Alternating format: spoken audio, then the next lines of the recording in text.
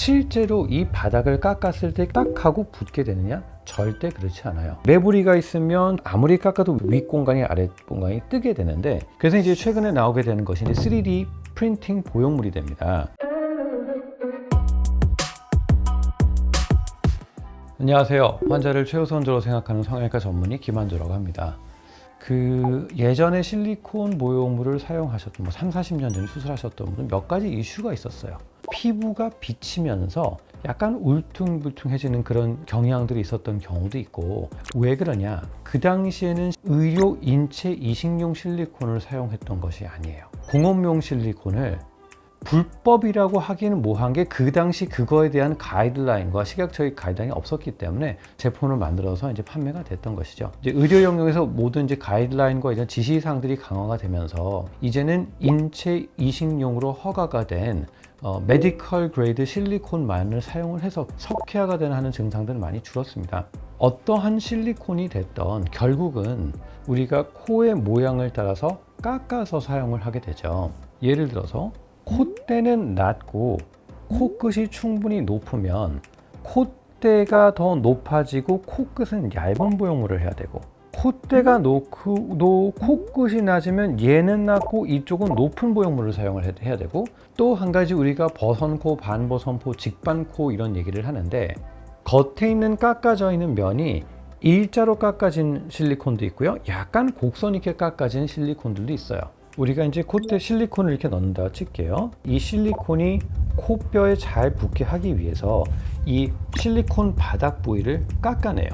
그 다음에 넣게 되죠. 그런데 실제로 이 바닥을 깎았을 때 그 바닥 모양대로 딱 하고 붙게 되느냐? 절대 그렇지 않아요. 왜냐하면 전체적으로 깎았을 때 이 콧대 모양의 결대로 다 깎을 수는 없습니다. 그럼 어떤 상황이 발생이 되냐면, 실리콘 높이는 이렇게 있는데 이 밑부분이 깎이게 되면 이 안에 공간이 생기게 돼요. 의료 용어에서는 그걸 dead space라고 합니다. 죽은 공간. 죽은 공간이 생기게 되면 어떤 문제가 생기게 되면, 그 공간에 피가 차게 되면 박테리아들은 거기서 번식하고 증식을 하게 되죠. 그럼 그게 결국은 피막을 두껍게 만드는 과정, 그게 구형구축으로 진행이 되는 것이에요.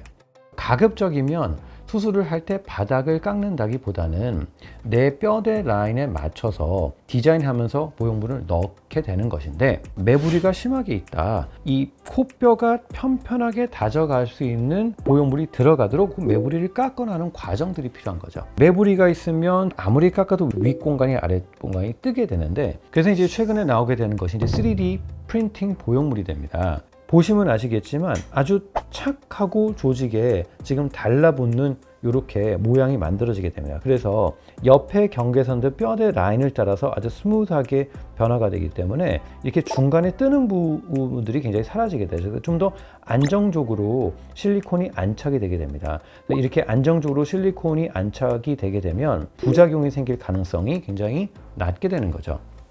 일단 그게 3D로 제작이 돼야 되는 거기 때문에 시간이 좀 걸려요. 그런 경우도 있거든요. 며칠 만에 바로 수술을 결정하고 싶은데 제작하고 오는 과정이 한 열흘 정도 걸리기 때문에 딜레이가 되는 부분은 좀 있어요. 그 다음에 재수술일 경우에는 조금 까다로워요. 왜냐하면 재수술은 기존의 보형물이 얹혀진 상태에서 CT를 가지고 활용을 하지만, 실제로 실리콘을 제거한 뼈대가 눌려가지고 그 변형이 있는 것까지 CT가 100% 잡아내지는 못하기 때문에 그런 변수들이 조금 있을 수는 있습니다. 제일 큰 문제, 비싸요. 저희가 저희 병원으로 수직을 적극적으로 말씀을 드리지 않는 이유가 환자에게 또 다른 부담을 드리기 싫어서 사실 그런 설명을 잘 안 해요. 그런데 저 같은 경우는 제가 수술한 지 지금 20년 가까이 돼 왔기 때문에 그런 어떤 컨투어를 하고 만들고 결정을 하는 것들을 할 수 있는 노하우들이 많이 생겼죠. 근데 조금 초심자들 같은 경우에, 그다음 데드스페이스가 싫어하는 원장님 같은 경우에는 추가적인 비용이 좀 들다 하더라도 이렇게 3D 프린팅된 보형물을 사용하는 것도 도움이 되는 보형물이라고 생각을 하는데, 문제는 이 초심자들이 이게 익숙해지면 정말 기성품을 제대로 다룰 수 있는 스킬이 또 부족하게 되는 거예요.